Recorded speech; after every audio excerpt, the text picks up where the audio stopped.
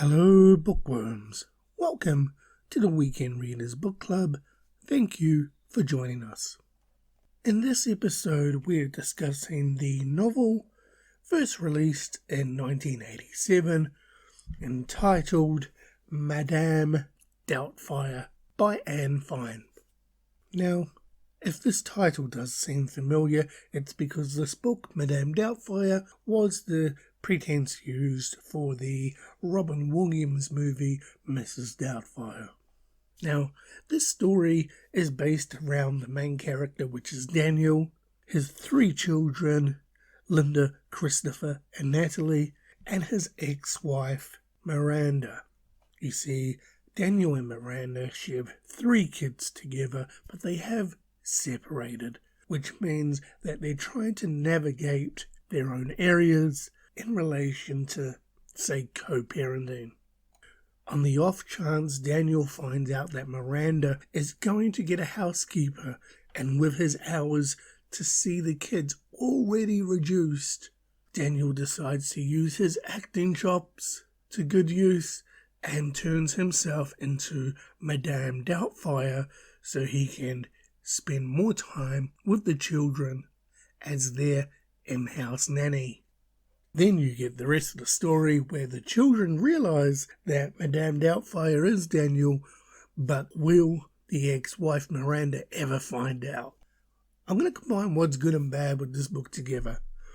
First off, this book is classed as a child's book, and wow, oh wow, it is pretty dark for a child's book.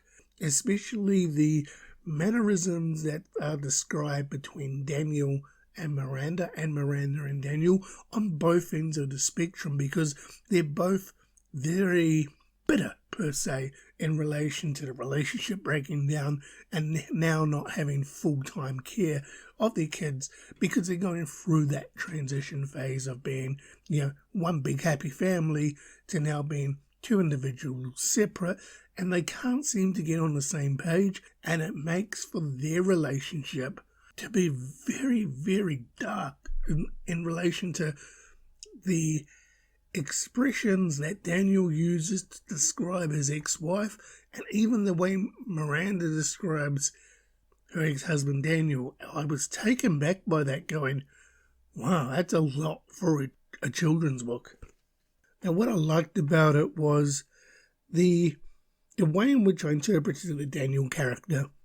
I was like, well, he's relatable. He's trying to do anything he possibly can to see his children more than what he is entitled to at the moment. The children's relationship with their father came off very well as well. And the way in which the book dictated the mother Miranda as someone that's business orientated first and then the kids second, that came across well as well. Overall, though, I didn't really enjoy the story. I read it and I came away from it going, I don't understand the hype with this book, nor could I understand why it got turned into a movie. I just didn't enjoy this book, and the more I read into it, the more I was just like, I just want this book to end. And I get that this book is a child's novel, not aimed particularly for adults to read. It's more for the younger generation. I get that, but even then I was sort of taken back going,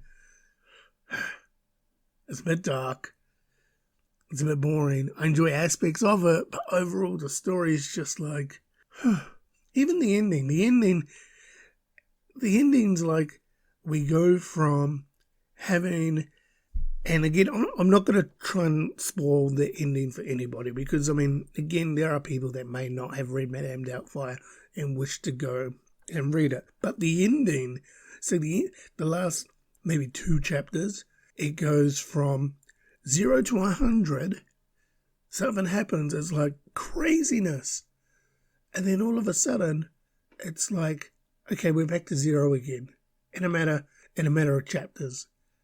But in reality, that wouldn't necessarily play out like that in the real world. So, again, take it as it is. It is a child's book. I get it. it just wasn't for me. So, as a custom here at the Weekend Readers Book Club, I've already given you the answer. Will Madame Doubtfire be going onto my bookshelf as a book I will keep to reread? Unfortunately not. While I'm happy I read it, it gave me the pretense of, okay, cool, that's what the movie's based off, cool. I walked away from it going, yeah, I didn't enjoy it. And if somebody was to ask me, would you recommend this book for my child to read, or even themselves, I would go, give it a whirl. However, if it is for your child, just understand that there are some dark matters in there, and once they read it, they may have a few questions for you, especially in relation to why somebody potentially wants to harm somebody else because they were in love but now they're not, and now they want to get, as the book says, a bunch of grenades, pull the pin, throw it, and let shit explode. Now I get that it is an expression that potentially is used, but it's something to describe another person, so just be prepared for that if your children are reading it. But in saying that, that's only my opinion in relation to this book, and it's entirely up to you. If you go ahead and read it, you may find that you thoroughly enjoy it. Unfortunately for me, that wasn't the case. Now, as one book closes, another book has to open, as a custom here on the Weekend Readers Book Club. And I can confirm, Bookworms, that our next book, we're going completely left field on this one. We are reading Sylvia Day's 7 Years to Sin. Now, I don't know how this book ended up in my box of books to read. I believe this book, based on the cover, I believe it's going to be like 50 Shades of Grey. So it's going to be an interesting book to read because this book, I'm not the target audience for it. So it's going to be interesting to see how this read goes. So Bookworms, there you have it. That was my discussion in relation to Madame Doubtfire, the novel by Anne Fine. A book I read, not necessarily enjoyed, but in saying that, glad I read it anyway because, as long as you read, that's the main thing. So as always, you can feel free to follow us on our socials. We are on Instagram, Weekend Readers Book Club, or Spotify and YouTube, The Weekend Readers.